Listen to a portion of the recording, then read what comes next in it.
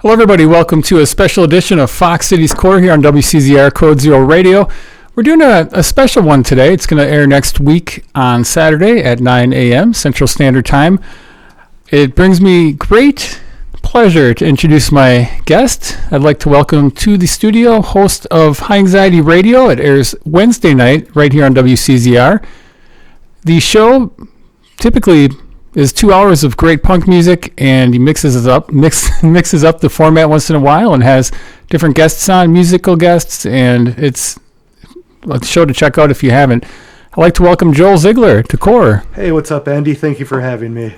My pleasure. So we've known each other for quite a while. We have. I consider you one of my good friends. And right off the bat, you did a show earlier, so thank you for double doing this today. And I was running late, too. I told you I'd be up at 1, and I walked in at 12:59. So punk time. For my time, that's fairly good. So thank you for having me. You've been a fixture in the Fond du Lac music scene for quite a while. I really am not, too much anymore. I used to book shows and stuff. Go on. We should probably start off with talking about your show, which airs on Wednesday night. And I'll have you get a little closer to the mic. Okay. Yeah, totally. So can you tell us a little bit about High Anxiety Radio, what the show format is and what people can expect if they've never listened to the show before? I play just mostly like punk music, but I'll throw in like surf, hardcore, just different types of punk music and stuff like that. It's on every Wednesday night from 7 to 9. I used to have guests. In fact, I'm starting to bring them back now, but just about a year ago, I recorded 2 shows in your basement here, one with Tyler Streeter of Tyler and the Streeters, a band you were or are still? I think it's currently still active. Okay. With this whole COVID thing, Who knows anymore. And the other one with the infamous LOTT, which is just... He's awesome. Both of those were good shows. Yeah, thank you. And thanks for letting me do them here. Yeah. And then COVID hit and everything fell apart, obviously. So I'm slowly starting to bring back guests now. I had my friend Brian DeBerg on last week, and you're going to be on this week. Well, if you listen Saturday, then you would have been on. But you can check out the podcast. That's true. Listen to the on-demand version. And we'll be recording that after this. The shows are interesting because when you have guests on, musical guests, instead of just playing their music, you let them sometimes take control of the show and play what they want to play. Yeah, exactly. What I do is just tell people to bring 20 songs, whatever. I try to keep it in the punk realm. I've only had to tell like one person he couldn't play stuff. And other than that, they can play whatever they want. And then I play like my songs, and that's the show. And if a band's on, then they will choose like 4 or 5 songs. Next week, I'm going to have Court Cost from Fond du Lac and Milwaukee. I guess they're from both places on. And they've been around for a while. Yeah. Yes, exactly. Well, technically, you're on next week, which may be late. Then them, and then my co-host Sarah and I are going to be doing a show together. So, then I think I've got somebody else for the last week in May. If there's a artist out there, a band that is interested in being on your show, do you have a certain style? Are you only looking for punk bands, or are you looking for... Not at all. There was a Monica and the Explosion, a woman from Australia, just hit me up last week, and I played her on my previous last week's show, and I'm going to have her on in the future just because... She's originally from Sweden, and she lives in Australia now. Here, I brought you some Liquid Death water. You're not a sponsor or anything, but... Kill your thirst with Liquid Death. Actually, I've met the guy who runs this. He's good friends with my friend who lives in Moscow, Utah. So, you, Joe. So, this is spring water in a can. Here you go, Andy. Cheers. Why I brought that up? Because I'm thirsty. The reason why I was running late is I wanted a haircut for this show. So I literally just got a haircut, and I brushed my teeth, so I'm like, my mouth is really dry. Then I jumped in my car and drove like 90 here. We've known each other for quite a while. Yes. 96? I'd say before that. Okay. But it's hard to say. I'm absolutely terrible with time. Yeah, so am I, especially when you get further removed from it. Correct. But when I met you, I think a thing we had in common right away was music. Yeah, of course. And you've been into the same type of music the whole time I've known you. Like some people have the phases, they listen to stuff in high school that they don't listen to now. But you've pretty much been solid. Are there bands that you listened to back then that you absolutely can't listen to now? Oh, yeah, there are certain bands, and there are quite a few, actually. But then give it a little time, and I'll throw it on once, and then it's great again, but then I just can't listen to it. And does that mean I have, like, Arrested Development where I haven't changed since I was, like, That's a not teenager? That's not a bad thing. No, That just means you knew who you were at an early age. Yeah, and I still am very passionate about it, too. You had a record label for a while called Almost Good Music. I've got a couple discs here. We'll talk about a couple of them. Which one came first, the comp? The comp was the first thing we released. So this was the first thing put out on Almost Good Music. It is Lesson for Today. I think Opie Schwefel modified the artwork for this one. Yeah, we took the name. There's a band called Filth, and they have a song called Today's Lessons, or Today's Lesson, and that's where we got the name from. What And, what made you jump ship and start a record label? you know, like, I was going to tech school, and I was in a class with some dude, and we were talking about starting a label, and I was going to call it Protest Records, and then that never happened. And then I'm trying to remember. This says 2002, but I'm pretty sure we did this in like 2001 or so. You were probably working on it earlier and then it came out. Correct, yeah. I thought 2000, but apparently that says 2002. Like I said, I'm terrible at time. I'm going to try to turn my furnace off quickly here. That's fine. So when that came out, you just decided to get the 20 songs on there? Yeah, 21.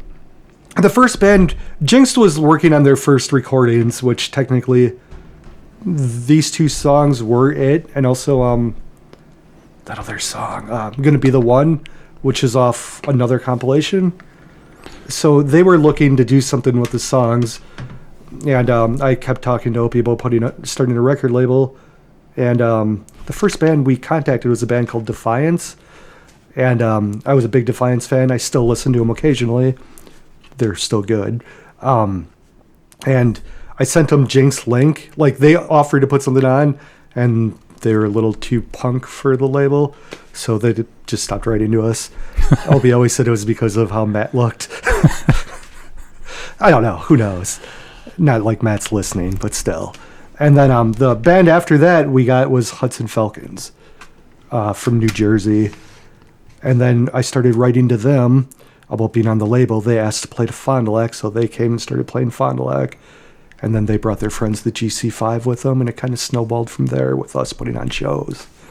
What was the initial reaction to the comp? Because CDs back then that's how people got their music for the most part. Yeah, I don't recall too much. I know my friend Mike Kamazak said it was one of the worst things he's ever heard. So I remember the negative stuff. I remember like we have Agnostic Front on here, and a lot of people thought that was great. I mean, that we were able to do that. We can go song by song and explain to you like you can pick the highlights off there. Just explain. You kind of have been. Yeah, well, like Hudson Falcons, I wrote to them. They came to Fond du Lac. GC5, the next band, same thing. They played Fond du Lac. Jinxed, Agnostic Front played in Milwaukee, and after the show, Opie and I went up to Vinny Stigma, their guitarist, talked to him. He told us to talk to Roger, so we went in the basement, and Roger was like changing. So we sat there talking to them for a while, and we asked them to be on the comp. They said, yeah. Die Hard Youth was a hardcore band from California that I was in contacts with for a while. And the only thing I remember was him asking me what coast Wisconsin was on. Was it pretty loose as far as getting permission? Oh, yeah. I mean, you didn't have to have them sign anything, did you? The only band that we had issues with was Jersey. No, not Jersey. I'm sorry, Bigwig. And their label picked out the song to be on it. What was the name of that song? Hope. That was one of my favorites on the comp. Maybe that's why their label picked it out. And then we also had like permission from Boris the Sprinkler and a band I'm really into, JFA, which I'm still into even back then. And I don't recall why we didn't put them on. I don't think Opie wanted them on. And Boris, I don't remember why either. Well, then eventually you put out this comp here. Instead of doing a comp with so many bands, you did a split. There's 13 songs on here. There's a bunch from the Motorcycle Prom Dates and then the Shut Ups. Yeah. And in between then, we put out an album by Straight to Your Brain. I can't remember the name of that album. I think I might have it over there. I'm not sure. You probably do, I'm sure. And then, then this split with the Motorcycle Prom Dates and the Shut Ups, which was fairly good. Now, when you were doing that one, I'm guessing you paid for the CD and all that. Yeah. Did you pick two bands because they were touring and able to sell the CDs? Because you obviously wanted to make some money back on it, right? Or at least make back what you put into it? Yeah, I probably never even came close. I don't recall. It's been so long. On Motorcycle Prom Dates, we definitely got all of the money back. And then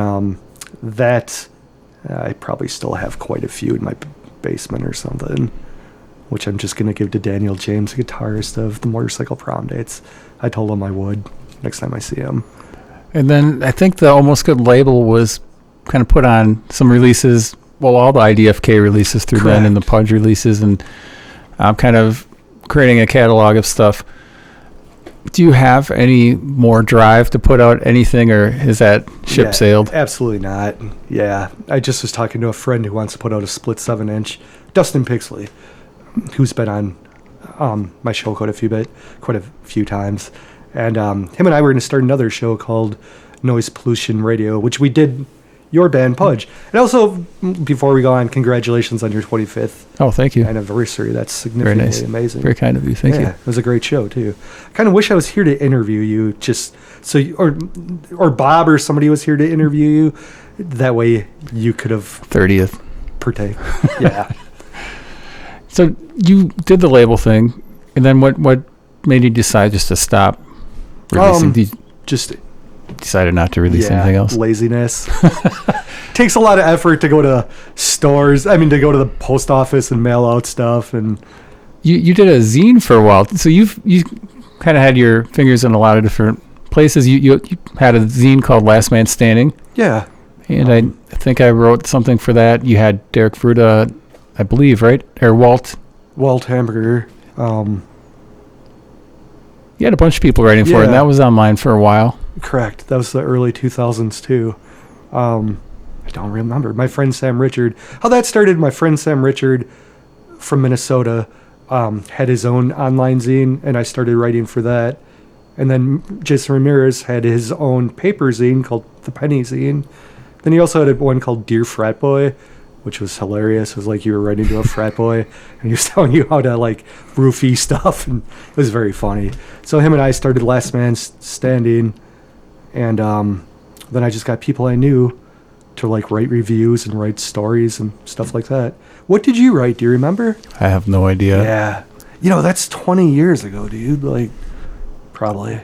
I feel like maybe I would have put an interview in there or something. I'm not sure. That's kind of what I was doing at the time, but I'm not sure. I tried looking for it online to see if there's any, like, cached copies out there, but I couldn't find anything. I once interviewed Bobby Steele of The Undead, and he was one of the early members of the Misfits. And I was trying to find that because I wanted to repost it, because that turned out really well. We did a email interview with Henry Rollins. Yeah, and that was just like one-word answers. I remember that. Well, how long do you think he spent on it? A minute. Hey, he still replied back, though. That's the thing. And he probably gets, specifically 20 years ago, he probably got a ton of those, too. Well, you were doing it. I think it was for the zines, too. You were doing interviews with bands back then. I remember you did one with Phil, Tony, and I after a Pudge show. And then you interviewed some bands down in Madison at a show we were at down in Madison. I don't remember the name of the band. The Rustabouts. Yeah. I don't think you ever finished I was it, though. Like blackout drunk there. Yeah. Well, it was weird because I think it was before or after they played. We went to like a side room or something in the university somewhere, and I remember there was like a big table and we were sitting around it, and you had a few that night, and you know how conversations can get. Everybody was kind of like that, but yeah, who knows what happened to that interview? Because I think you recorded it, if I remember right. I did. And I also did another one with the Hudson Falcons that was like extremely long, and it took me like 12 hours to type up. I remember that. So you don't have copies of any of these anywhere? No, I don't. That's too bad. I remember when my friend Julie Freund was like proofreading my One with the Hudson Falcon, she said she got a headache because but it was long. I just remember, like, it literally took me 12 hours to type out. How have you been doing with the lack of shows during COVID? I miss them. Like, going used to to hit shows. up quite a few. That was sort of how your week was scheduled. Was correct. Like, almost every weekend I was going to shows, at least once a month. My goal always was to go to a show at least once a month, but normally it would be like twice, 3 times a month. You know, like pretty much almost every weekend. That and going to movies are my 2 things I really enjoy doing. When I go to movies, like to a theater, I can just shut my mind down. I watched Coming to America last night. How many J's do you give it? I keep seeing reviews that it was just awful, and I'm like, I laughed once, and I enjoyed the ending. It was fine. I'm definitely not going to say it was a good movie, but it wasn't nearly as bad as what people, in my mind, what people say. What have you been up to, Andy? Have you been watching any TV shows or anything? We've been kind of watching Community. Okay. And that's about it. But back to you. Okay. You've seen a lot of shows. One show that you've seen that I'm very jealous of is Babes in Toyland. You saw them at Riot Fest, and you did not like them very much. Yeah. And I don't think you watched much of them. I'm jealous because I don't know if I told you this yet, but I hear that the singer for the band Cat has stage 4 liver cancer in hospice. So that's unfortunate. They were always on my bucket list to see. Is there a band that's on your bucket list that you haven't seen yet? Yeah, the Pogues are a band I always wanted to see. Are they still active? I don't think so. I don't know, really. I know, like, their guitarist, who I can't think of their name, who I think wrote a lot of their songs. It's not Jem. It's the other guy, died a few years ago. So I don't know. And with Shane McGowan, if you know who that is, their singer, he's just like a wreck. The Stray Cats, I regret not seeing a few years back when they were on tour. And I always really wanted to see Tom Petty, which I did not, so I regret that. So that's about it. I've seen so many bands. You've seen, like, some of the legendary bands. You've seen the Ramones. You've seen Johnny Cash. I was a little kid. You know, like, still saw? I did still see there. I didn't appreciate it or anything. Are there any, like, what are the top 5 off your head that you've seen? Circle Jerks, Cockspar. Those are the 2 top ones off the top of my head. I'd actually have to even look at my list, because sometimes when I look at it, like, oh shit, I did see this band before. Like, I completely forgot. And you've flown to a lot of different states just to see a show. Yeah. You've gone to New York to see shows. You've based trips around shows. Well, Florida with Fest. Correct. Right, in Las Vegas. They had it there a couple times? Yeah, that's Punk Rock Bowling. Oh, okay. I normally go to that every year. This year it's going to be on the same weekend as if it even happens. That's always Memorial Day weekend, but now it's being pushed back to September. And I've got a wedding that weekend, so I don't think I'm going to go. Plus, the lineup's not that good so far. There's, like, no European bands. It's all American bands. They probably figure that people can't fly internationally here for that stuff. I don't know.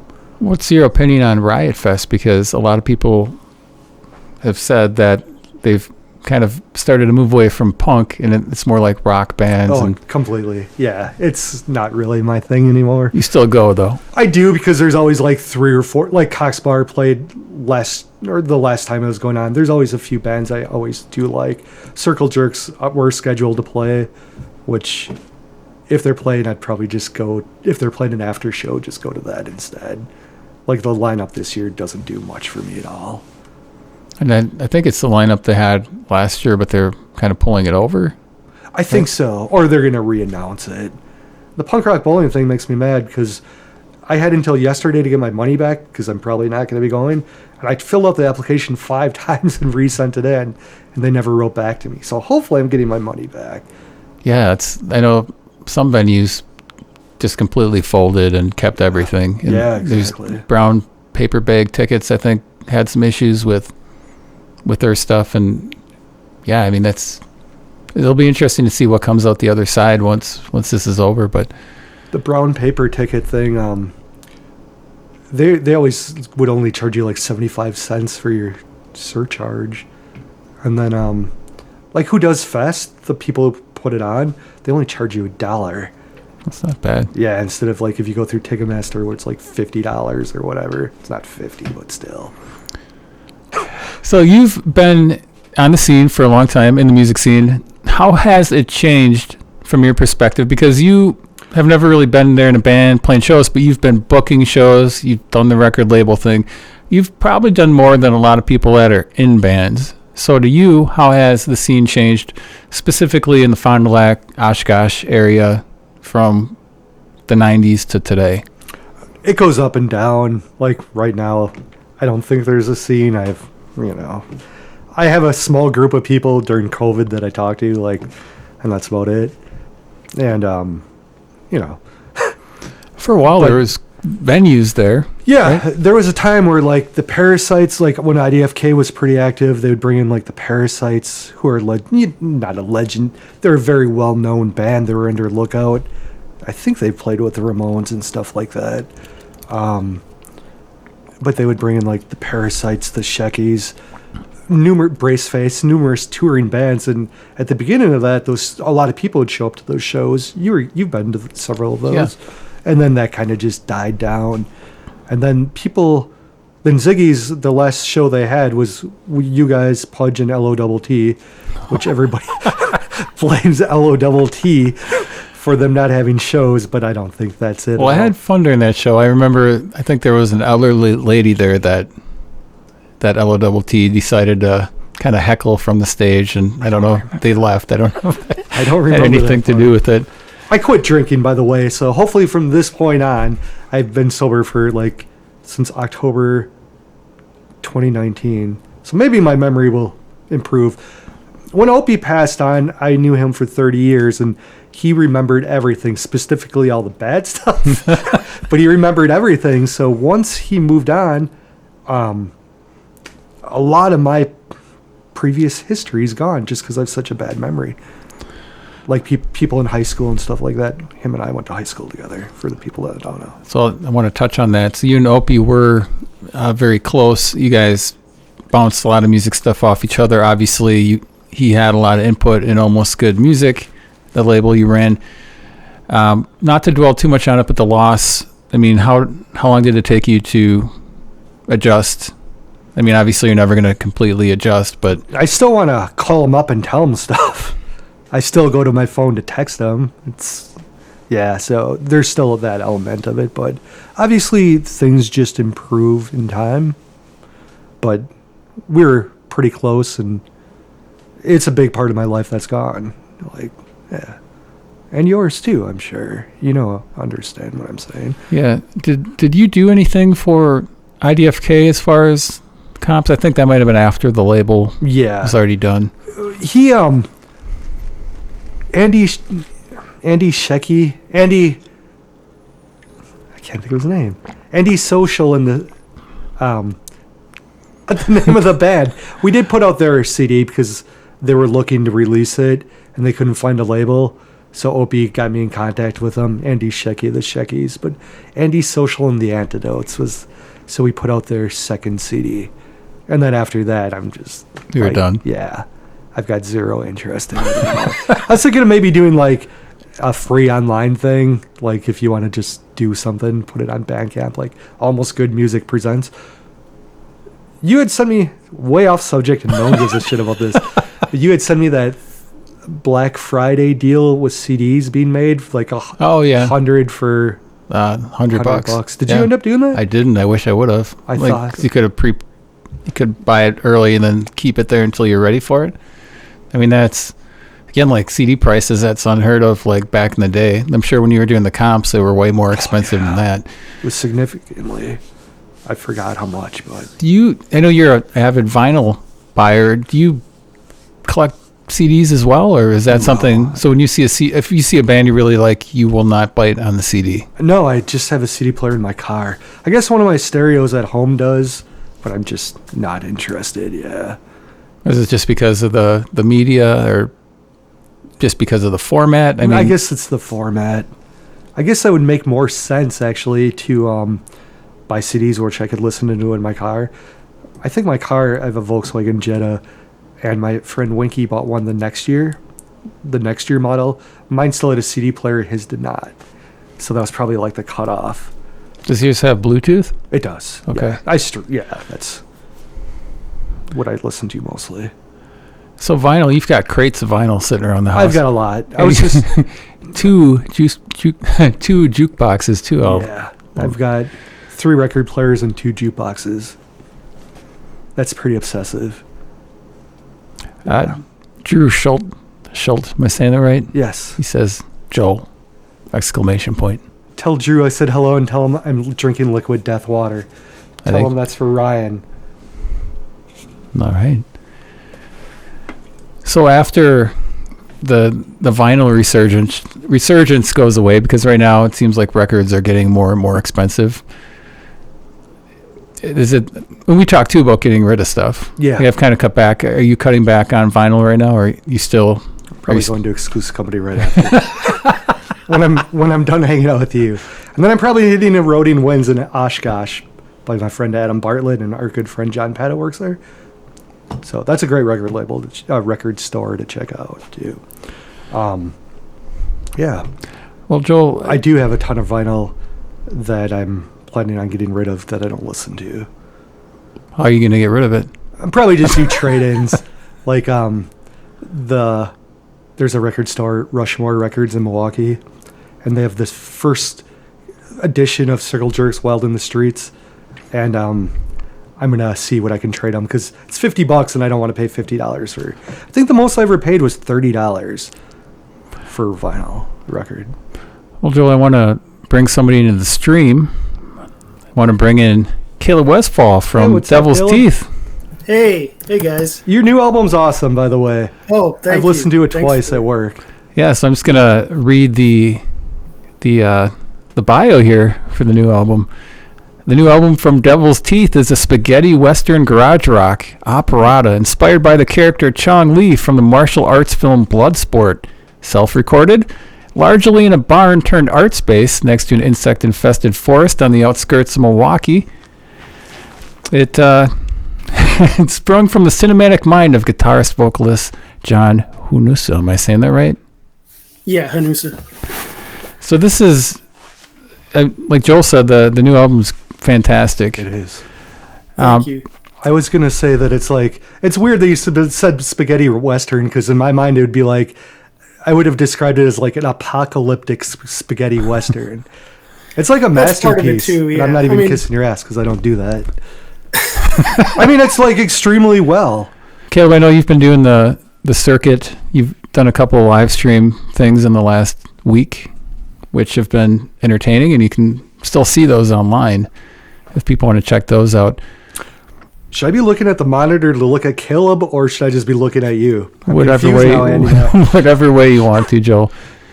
So, Caleb, we're doing a couple different things here. The stream's going up, but we're recording it for next week, so we're also doing 3 video cameras that aren't these little quick cams set up. Sure, so you're right. It's kind of surround sound.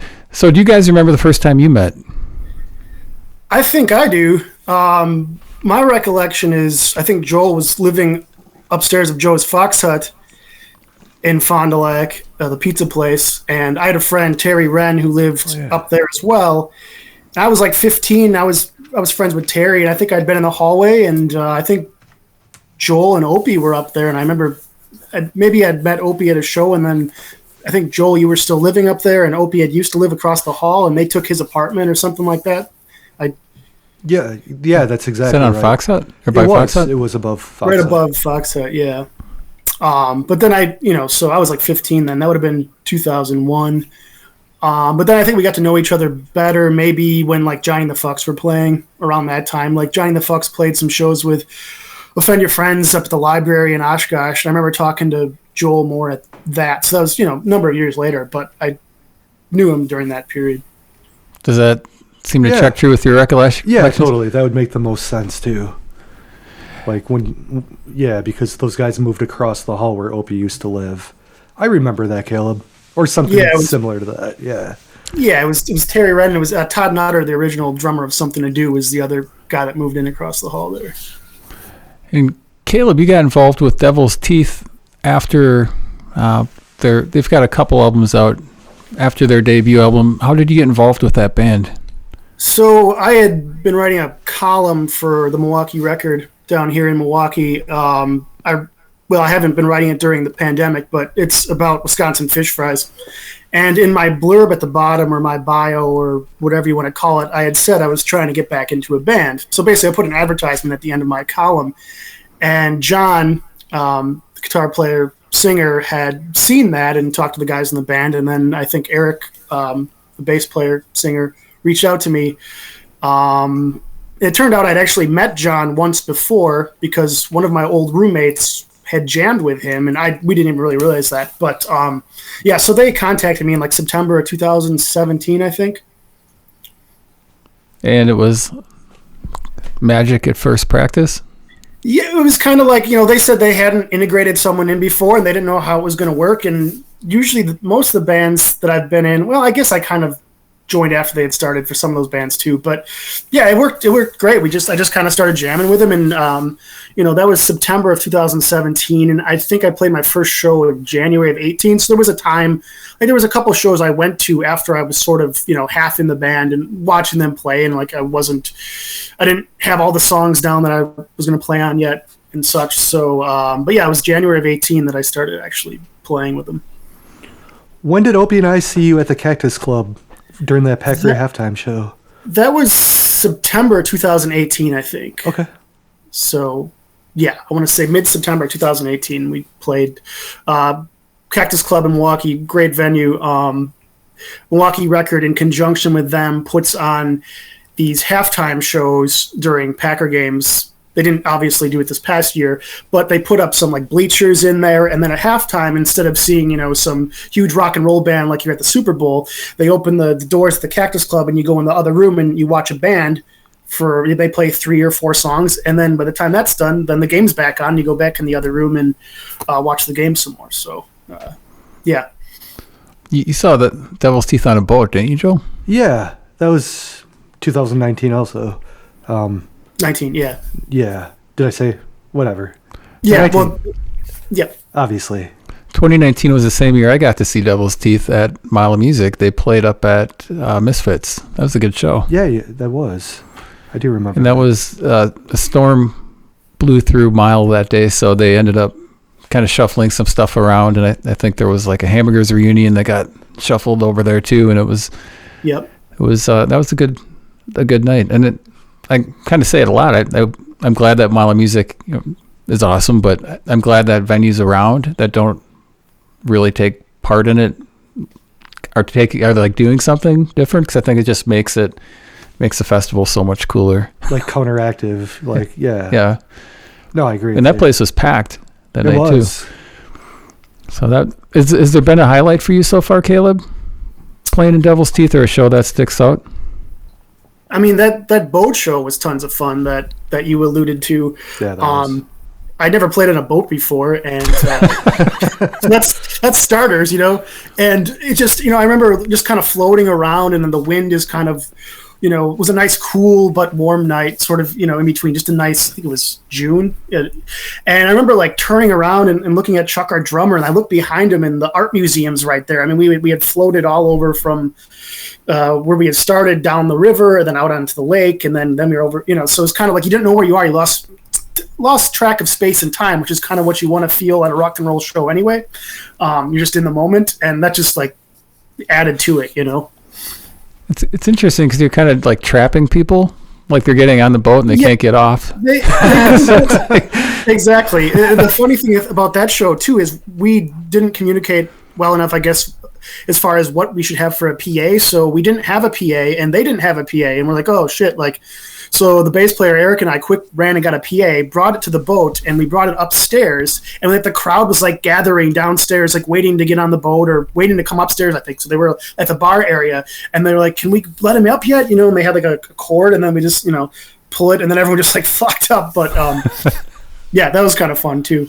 Now looking back at it now, at the time it was kind of stressful. But the new album, you guys recorded it during lockdown.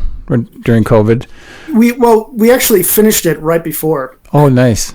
So yeah. When you were recording that album, then you were able to all be in the same room?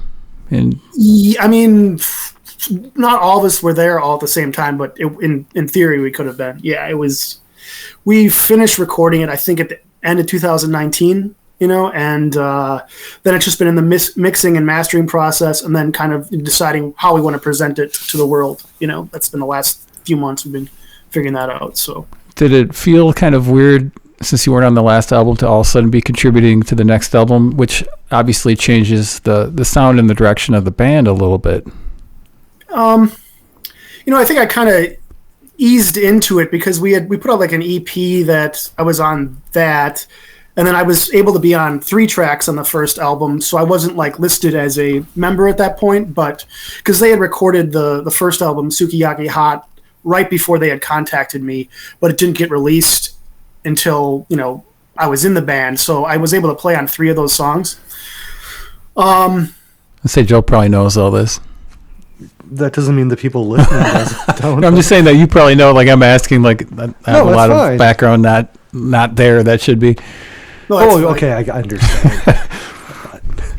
So anyways, when this project's done, you guys are putting out the album next month. You released a video, which was fantastic. I know Eric's really good at... yeah, that's mainly him. He's great. But the video, what did you think of the video, Joel? I haven't watched it yet. What? When did it come out? Yesterday? Friday. It's Saturday. I think, yeah. What day is it? 1 or 2 days. It's Saturday today. I think you guys put it out yesterday. But Thursday. Like Thursday, weekdays, I'm pretty much just, I don't know. I'm all in. I just go to work. It's just, weekends is when I do stuff. Like, yeah. Can you tell us about what the album's going to look like, the packaging? Because I know that the whole band is into vinyl, like releasing vinyl. Is there going to be any kind of, is it going to be gatefolded, or is it going to be? Yeah, it's a gatefold. Eric designed all the layout of it.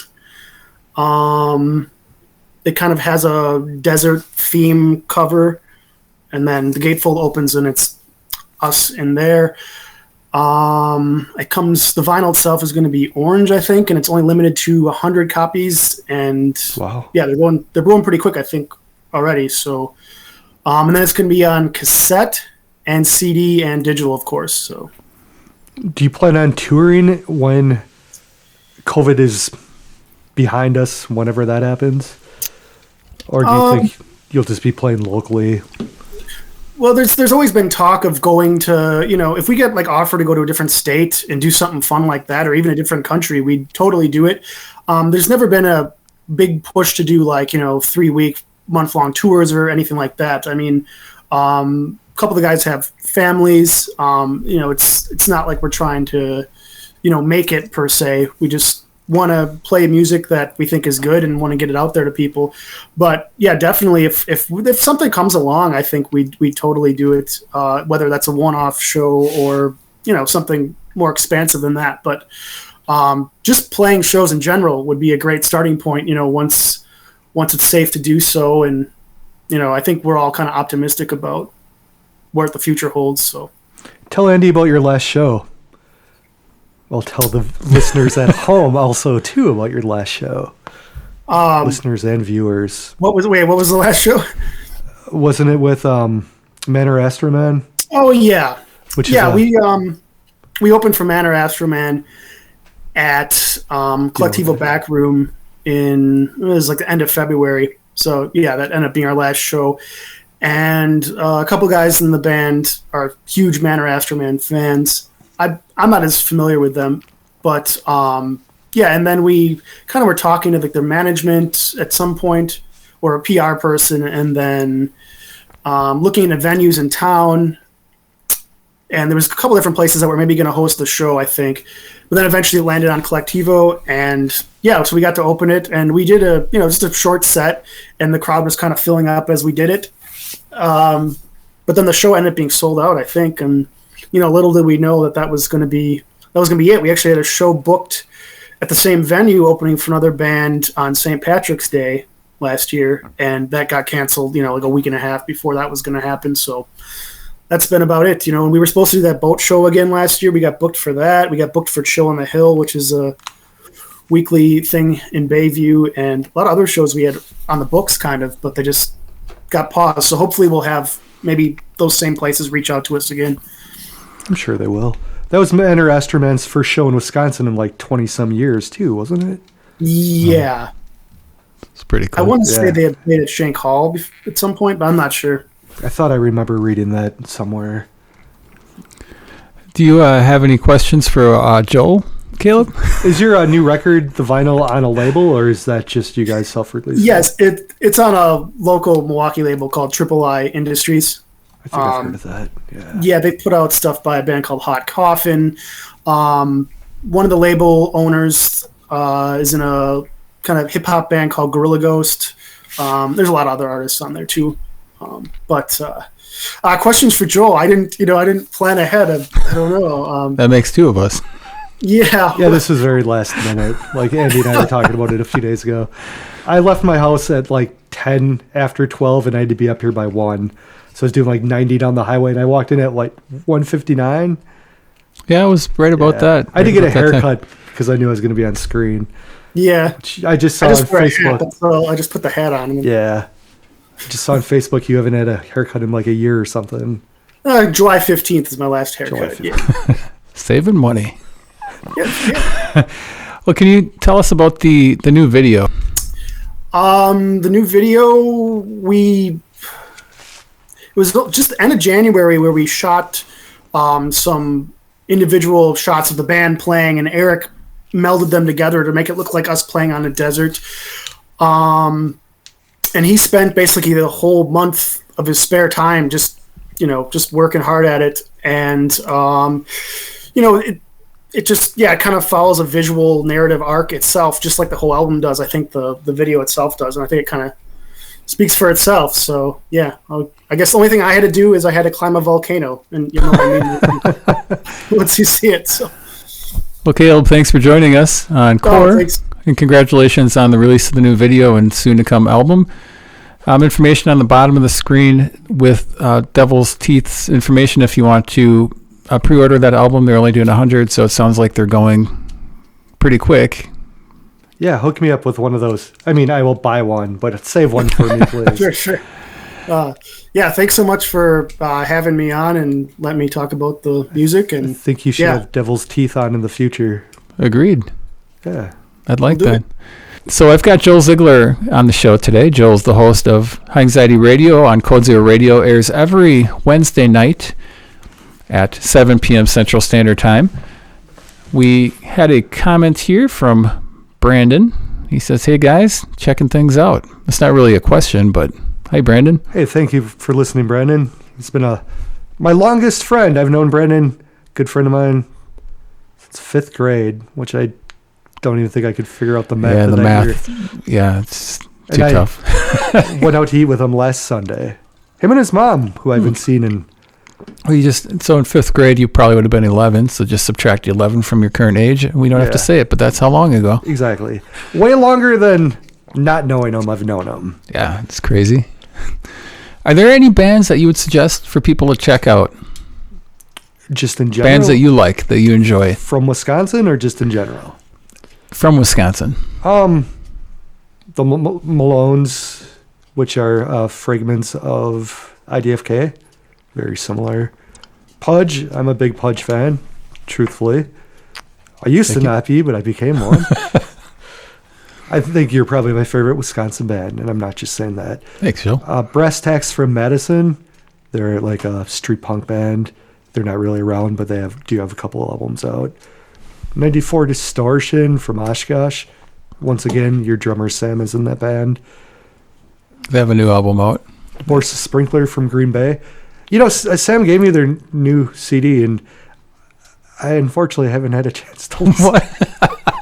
That was only 2 months ago? Yeah, it was. It's like a little while ago. Sorry, Sam. Well, we're talking about CDs. You have a CD player in your car. I know. It's just second thought just to plug in my phone and go. Unfortunately, the show's also kind of ruined music for me because now I'm always listening to music for the show. Oh. So when I sit down and listen to an album, I'm specifically listening to, that song would go well with this other song, in my head, just pairing it up. Has COVID made it harder to find new music for the show? Because in the past, you'd be going to so many shows, you maybe would see a band and go talk to them. And of course, So how are you discovering bands today? Just coming across them, really. It doesn't really happen as much as it used to. I also get stuck just listening to the same stuff over and over and over. If somebody, again, wants to submit some music just for consideration to your show, look us up on Facebook. When I say us, I'm not talking about myself. Like, I do have a co-host, Sarah, and Pixley. Him and I have a show. We've done one episode, Noise Pollution. So hit us up. We'll play just about anything. Are there any plans for any more noise pollutions in the near future? Plans is a loose term. I think. Ideas, yes. Plans. Everybody I know is very busy, you know. Noise pollution is pretty interesting because you take a band through track by track of an album. Yeah. I really like the concept of it. It's just getting together and doing more. I'm very, very, very busy with my job right now. Well, you're putting together a 2-hour show every week. Plus, you've got the once in a while you'll go from 7 until 10. You'll do 3 hours. Exactly. Sometimes. Yeah.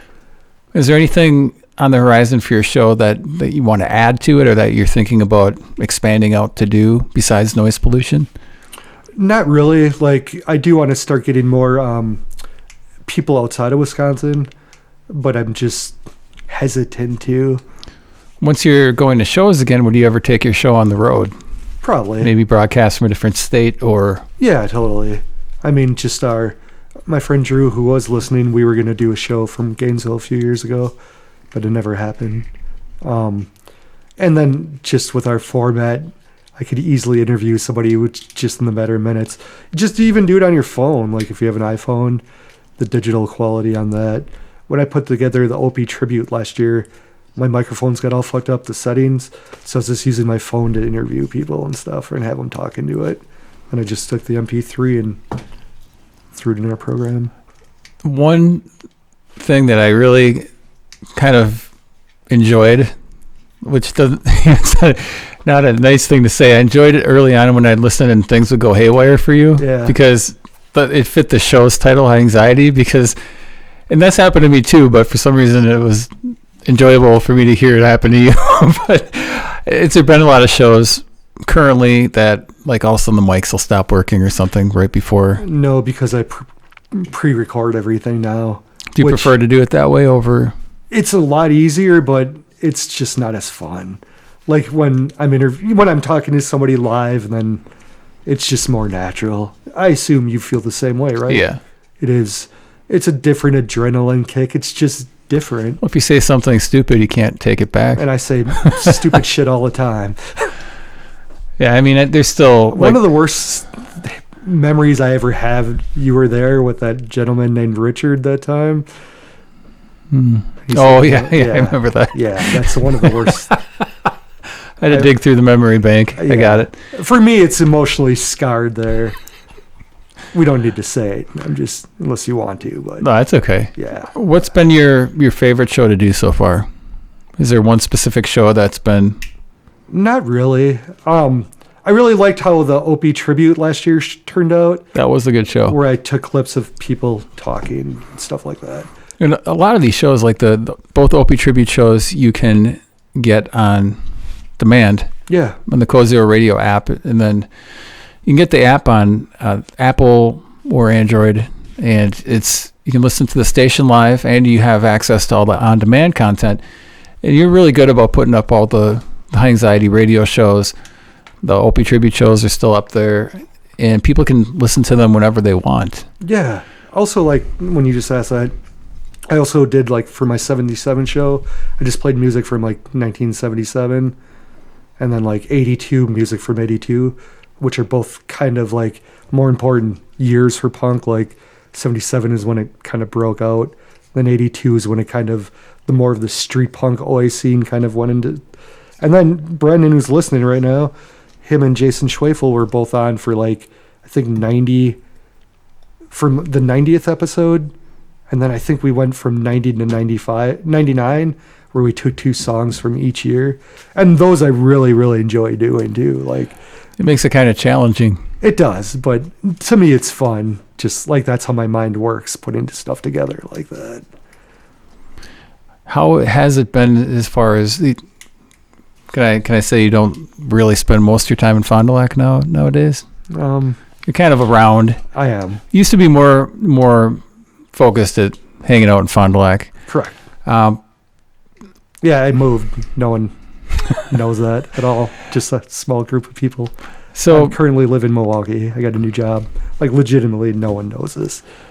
are you excited to dig into the Milwaukee scene? Because you probably know a little bit about it, but as far as like there's being there and like I do know people in bands there, like the Stallones who've been on previously. Max is a good guy. He's also in the band The DUIs and Assault and Battery.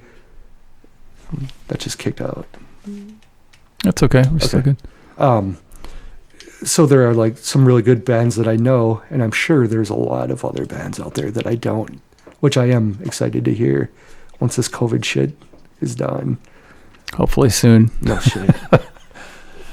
Oh, we're getting near the end of the show. You and I have gone to some shows together. Yeah. You took me to a Rock the Vote show. The Beastie Boys. Which that was a phenomenal there show. you go. Like when I said like Cox Bar, I wasn't thinking, see, I forgot about the Beastie Boys. That may be one of my favorite shows of all time, just because I started listening to them like when Licensed Ill came out, 1987 probably. And I've never stopped listening to them. There's a lot of stuff out there I don't like that they record. You know what I mean? But Yeah. I just consider them one of the most important bands of all time. Well, it was the nice thing about the Rock the Vote show too is it was like abbreviated sets. Yeah. So I mean, there was like some like Crosby and Stills were there or something. I mean, it's cool to say you saw them, but it was nice that they were over in like 5 or 6 songs. Exactly.